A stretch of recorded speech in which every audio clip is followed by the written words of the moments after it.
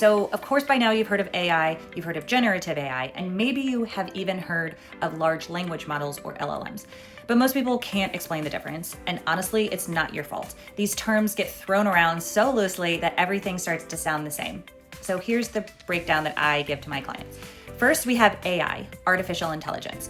It's not new. It's actually been around since the 1950s, and at its core, it just means a system trying to do something a human can do. Think of your Roomba vacuuming your floor, your spam filter sorting out junk mail, lane assist stopping your car from drifting off the road, a fraudulent alert from your credit card company. That's all AI. But everything changed when generative AI arrived, most visibly when ChatGPT launched in November of 2022.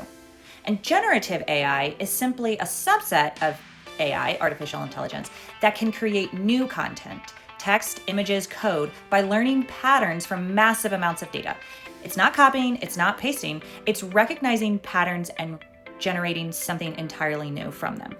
And the engine behind generative AI, that's large language models, or LLMs. This is the part that most people don't understand. So LLMs work like when you've read a lot of books and now you can create then your own chapter. But instead of these models reading a bunch of books, they're fed text across the open internet, which is only about 5% of the entire web.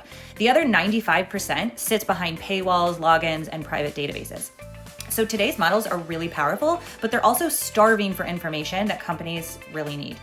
So eventually, yes, we may hit a point where public internet simply just doesn't provide enough new data for them to learn.